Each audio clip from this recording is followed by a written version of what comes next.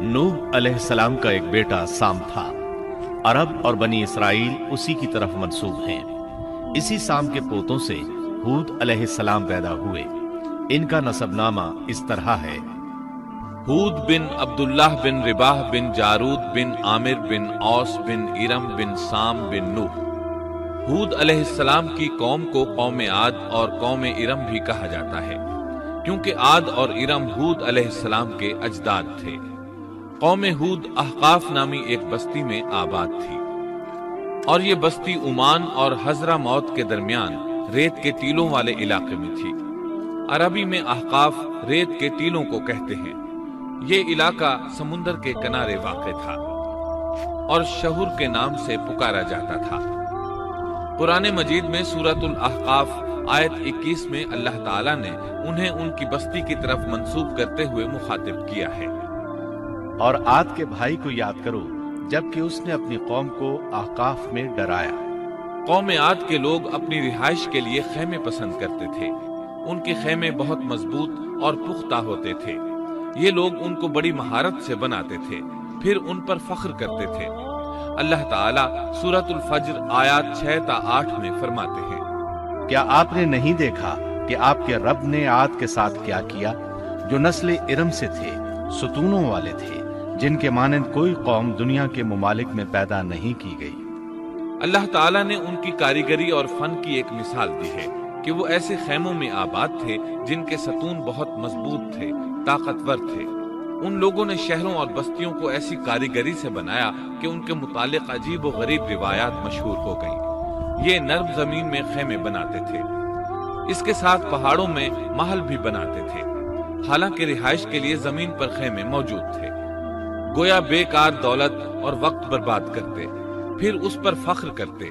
शहरों में जो रास्ते और सड़कें थीं वो बहुत चौड़ी थीं। इन जैसे तवील और कवी लोग बाद में पैदा नहीं हुए। कारीगरी और फनकारी में ये लोग इस मकाम तक पहुंचे कि फिर कोई न पहुंच सका। ये लोग अरब थे और अरबी में बातचीत करते थे। हूद अलैहिस्सलाम भी अरबी थे। इस्माईल अलैहिस्सलाम से पहले के अरब बाशिंदे अरब आरिबा कहलाते हैं। इनके मशहूर कबाइल ये हैं: आद, समूद, जुरहुम, अमीन, कहतान और मदियन वगैरह। इब्राहीम अलैहिस्सलाम की औलाद में इस्माईल अलैहिस्सलाम के बाद आने वाले लोग अरब मुस्तारिबा कहलाते हैं। इस्माईल अलैहिस्सलाम अरबी नहीं थे, कनानी थे। जब इब्राहीम अलैहिस्सलाम इस्माईल अलैहिस्सलाम को मक्का मुअज़्ज़मा में छोड़ आए और इस्माईल अलैहिस्सलाम ने अरबों से मेल जोल कायम किया तो उनसे अरबी सीख ली और इसमें बहुत महारत पैदा कर ली, यहाँ तक कि आपको अरब का फसीह कहा जाने लगा। अहले अरब में फसाहत व बलागत आप ही से आई। रसूलुल्लाह सल्लल्लाहु अलैहि वसल्लम भी इसी अंदाज में फसीह व बलीग अरबी में बात करते थे।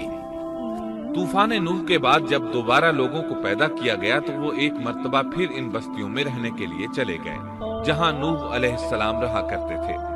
नूह अलैहिस्सलाम शाम के शिमाल और तुर्की के जुनूबी इलाकों में रहा करते थे। लोग यहाँ आबाद हो गए। फिर यहाँ से कुछ लोग फिलिस्तीन और शाम की तरफ हिजरत कर गए और कुछ लोग जजीरे की तरफ हिजरत कर गए, और कौम आद जजीरे के जुनूब में आकर आबाद हो गई। उस वक्त तमाम लोग तौहीद पर थे। तूफान के साथ जब जमीन पामाल हो गई तो उस पर सिवाय नूह अलैहिस्सलाम की औलाद के और कोई जिंदा न रहा। ये लोग तौहीद परस्त थे, लेकिन वक्त के साथ साथ कौम आद आबाद हुई और शैतान ने उनके दिलों में वसवसा डाला। इस तरह वो शैतान की इबादत करने लगे। चुनाचे कौम नूह के बाद सबसे पहले जिस कौम ने बुत परस्ती इख्तियार की वो कौम आद थी। इस कौम को अल्लाह ताला ने बहुत डील डॉल दिया था। वो बहुत ताकतवर कौम थी। मुफस्सिरीन बयान करते हैं कि उनके जिस्म बहुत मजबूत और ठोस थे, कद बहुत लंबे थे। आदम अलैहिस्सलाम का कद 60 हाथ था। इस कौम का कद भी करीबन इतना ही था। इस तरफ सूरतुल आराफ आयत 69 में इशारा मौजूद है। अल्लाह ताला फरमाते हैं, और तुम वो हालत याद करो जब अल्लाह ने तुम्हें कौम नूह के बाद जानशीं बनाया और डील डॉल में तुम्हें ज्यादा फैलाव दिया, सो तुम अल्लाह की नेमतों को ज्यादा याद करो ताकि तुम फलाह पा जाओ। हूद अलैहिस्सलाम की जुबानी अल्लाह ताला उनकी फनकारी को बयान करते हुए फरमाते हैं कि हूद अलैहिस्सलाम ने उनसे कहा, क्या तुम एक एक टीले पर बतौर खेल निशान लगा रहे हो? मतलब ये कि ये लोग पहाड़ों की चोटियों पर महल तामीर करते थे। जब उनसे कहा जाता कि तुम रहते तो जमीन पर हो और घर पहाड़ों पर बनाते हो, इसकी क्या वजह है? और तुम इतने मजबूत महल तामीर कर रहे हो, गोया हमेशा यहीं रहोगे। वो लोग दरअसल टीलों, घाटियों, दर्रों और पहाड़ों पर इमारत तामीर करते थे और उनका मकसद उनमें रहना नहीं था, बल्कि सिर्फ खेल कूद के लिए ऐसा करते थे। हूद अलैहिस्सलाम ने उन्हें झंझोड़ा कि तुम ऐसा काम क्यों करते हो जिसका कोई मकसद नहीं, जिस काम के फजूल होने में कोई शक नहीं। हूद अलैहिस्सलाम उन्हें वाज करते थे, ऐ मेरी कौम, अल्लाह ने तुम्हें बड़ी कुव्वत से नवाजा है। तुम्हारी ताकत का आलम यह है कि जब तुम किसी पर हाथ डालते हो तो जुल्म करते हो। कोई शख्स तुम्हारे सामने आना गवारा नहीं करता। लिहाजा अल्लाह से डरो और मेरी पैरवी करो। उससे डरो जिसने इन चीजों से तुम्हारी मदद की। अल्लाह ताला ने अपनी हर तरह की नेमत, माल, असबाब, औलाद, बागात, शहर, कुव्वत, जसामत और सनतकारी से तुम्हें नवाजा है। लिहाजा तुम अल्लाह से डरो और मेरी इताअत करो। लेकिन उनकी कौम ने कोई असर न लिया, न उन पर ईमान लाई, उल्टा लगी तकब्बुर करने। अल्लाह की हम्द की बजाय उसकी नाशुक्री करने लगी। और तकब्बुर के बारे में बात यह है कि जब से इब्लीस ने इसको इख्तियार किया, ये उस वक्त से आजमाइश बन चुका है। अल्लाह ताला सूरा हामीम अस-सजदा आयत 15 में फरमाते हैं, बस कौम आद ने तो बेवजह जमीन में सरकशी शुरू कर दी और कहने लगे कि हमसे जोरावर कौन है? क्या उन्हें ये नजर ना आया कि जिस अल्लाह ने उन्हें पैदा किया है वो उनसे बहुत ही ज्यादा जोरावर है? जब ये लोग अपनी सरकशी और कुफ्र में हद से बढ़ गए, तब अल्लाह ताला ने हूद अलैहिस्सलाम को उनकी तरफ भेजा। उन्होंने उन्हें अल्लाह की तरफ बुलाया और कहा, ऐ मेरी कौम, अल्लाह की इबादत करो, उसके सिवा तुम्हारा कोई माबूद नहीं। क्या तुम डरते नहीं? कौम के काफिर सरदार कहने लगे, हम तो देखते हैं कि तू निरी बेवकूफी में है, हमारे ख्याल में तो तू झूठा है। इस पर हूद अलैहिस्सलाम ने फरमाया, मेरी कौम, मैं बेवकूफ नहीं, मैं तो तमाम जहानों के परवरदिगार की तरफ से भेजा गया हूँ। तुम्हें अपने रब के पैगामात पहुंचा रहा हूँ और हूँ भी तुम्हारा दिली खैरखाह और अमानतदार। क्या तुम इस बात से ताज्जुब करते हो कि तुम में से एक शख्स की मारिफत, अल्लाह का जिक्र तुम तक पहुंचा कि वो तुम्हें खबरदार कर दे? तुम अल्लाह की उस नेमत को याद करो कि उसने तुम्हें कौम नूह के बाद खलीफा बनाया और डील डॉल में तुम्हें ज्यादा फैलाव दिया। तुम अल्लाह के एहसानात को याद करो ताकि फलाह और नजात पा जाओ। हूद अलैहिस्सलाम ने अल्लाह की अजीम नेमतों के साथ उन्हें नसीहत की, लेकिन वो बदबख्त कुफ्र ही करते रहे। आखिर उन्हें झंझोड़ने के लिए उन्होंने फरमाया, ऐ मेरी कौम, अल्लाह ही की इबादत करो, उसके सिवा तुम्हारा कोई माबूद नहीं। तुम तो सिर्फ बुहतानबाजी कर रहे हो, यानी जिन बुतों की तुम पूजा कर रहे हो उनकी पूजा तुमने खुद घड़ी है। अल्लाह ताला ने तो इसके मुताल्लिक कोई दलील नाजिल नहीं फरमाई। मेरी कौम के लोगों, मैं तुमसे इस दावत और तबलीग की कोई उजरत नहीं मांगता। मेरा अज्र उसके जिम्मे है जिसने मुझे पैदा किया है। तो क्या तुम फिर भी अक्ल से काम नहीं लेते? ऐ मेरी कौम के लोगों, अपने रब से गुज़श्ता गुनाहों की मुआफी तलब करो, आइंदा गुनाहों से तौबा करो, ताकि वो बरसने वाले बादल तुम पर भेज दे और तुम्हें ताकत में और बढ़ा दे, ताकि तुम गुनाहगार होने के बावजूद रूगदानी न करो। हूद अलैहिस्सलाम मुसलसल उन्हें दावत देते रहे, लेकिन वो जालिम कौम नूह की तरह उनका मजाक उड़ाने लगी और कहने लगी, हमारे ख्याल में तो तू बेवकूफ है और शायद तू हमारे किसी माबूद के बड़े झपटे में आ गया है। तू हमारे बुतों को बुरा कहता है, इसलिए उनमें से किसी की मार तुम पर पड़ी है, इसीलिए तू ज़हनी मरीज बन गया है। वो जालिम लोग चूंकि आखिरत पर ईमान नहीं रखते थे और दुनिया में खुशहाली की जिंदगी बसर कर रहे थे और थे भी अपनी कौम के सरदार, इसलिए अपने मातहतों से कहने लगे, ये तो तुम जैसा ही इंसान है, वही कुछ खाता है जो तुम खाते हो और पीता भी वही कुछ है जो तुम पीते हो। अब अगर तुमने अपने जैसे इंसान की इताअत कबूल कर ली तो सख्त खसारे में रहोगे। کیا یہ تمہیں اس بات سے دھمکاتا ہے کہ جب تم مر کر خاک اور ہڈیاں بن جاؤ گے تو پھر زندہ کیے جاؤ گے؟ ہرگز نہیں، یہ بات امکان سے باہر ہے جس کا وعدہ تم سے کیا جاتا ہے۔ یہ زندگی تو صرف دنیا کی ہے، ہم مرتے جیتے رہتے ہیں، ہم پھر نہیں اٹھائے جائیں گے۔ یہ تو وہ شخص ہے جس نے اللہ پر جھوٹ باندھا ہے، ہم اس پر یقین کرنے والے نہیں۔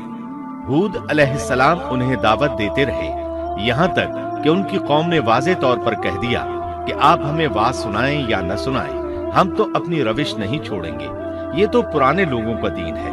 اس طرح قوم انہیں مسلسل جھٹلاتی ہی رہی۔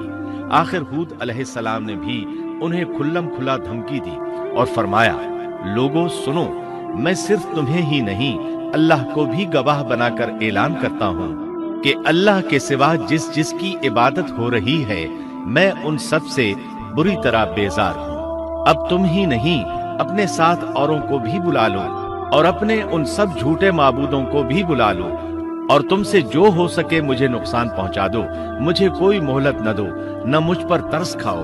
یہ فرمانے کے بعد انہوں نے اللہ سے دعا کی، اے پروردگار، ان کے جھٹلانے پر تو میری مدد فرما۔ اللہ کی طرف سے آپ کو جواب ملا، یہ تو بہت ہی جلد اپنے کیے پر پچھتانے لگیں گے۔ اللہ کے نبی کا انکار کرنے، اس سے بغض رکھنے اور اس کا مذاق اڑانے والوں کا انجام کیا ہوا؟ اللہ نے انہیں ایسے زناٹے کی آندھی سے تہس نہس کیا کہ جس کی تاریخ میں مثال نہیں ملتی۔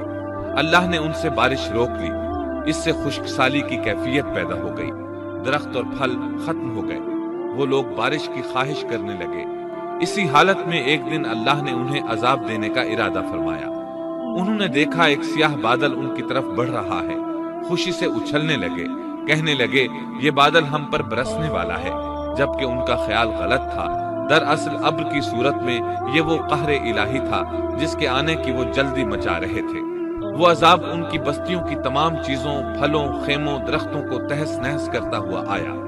اسے اللہ کا یہی حکم تھا۔ آندھی اس قدر زبردست تھی کہ پہاڑوں پر ان کے تعمیر کردہ محلوں تک کو اڑا لے گئی۔ مجرموں کا یہی بدلہ ہے۔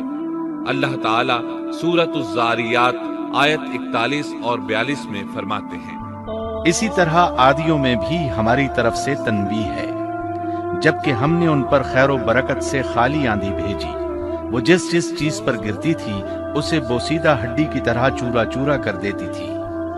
اس آندھی نے ہر چیز کو فنا کر کے رکھ دیا۔ اللہ تعالیٰ ان کی تباہی ایک جگہ ان الفاظ میں بیان کرتے ہیں، قوم عاد نے بھی جھٹلایا، پس کیسا ہوا میرا عذاب اور میری ڈرانے والی باتیں۔ ہم نے ان پر تیز و تند مسلسل چلنے والی ہوا ایک لگاتار منحوس دن میں بھیج دی، جو لوگوں کو اٹھا اٹھا کر دے پٹکتی تھی، گویا کہ وہ جڑ سے کٹے ہوئے کھجور کے تنے ہیں۔ پس کیسی رہی میری سزا اور میرا ڈرانا؟ یقیناً ہم نے قرآن کو نصیحت کے لیے آسان کر دیا ہے، پس کیا ہے کوئی نصیحت پکڑنے والا؟ ایک تیسرے مقام پر اللہ نے ان کی ذلت اور رسوائی کا ذکر یوں کیا ہے، قوم عاد بے حد تند اور تیز ہوا سے غارت کر دی گئی۔ وہ ہوا ان پر برابر لگاتار 7 رات اور 8 دن تک اللہ کے حکم سے چلتی رہی۔ آپ وہاں ہوتے تو دیکھتے کہ وہاں لوگ یوں چاروں شانوں چت گرے پڑے ہیں جیسے وہ کھجوروں کے کھوکھلے تنے ہوں۔ کیا ان میں سے کوئی بھی آپ کو باقی نظر آ رہا ہے؟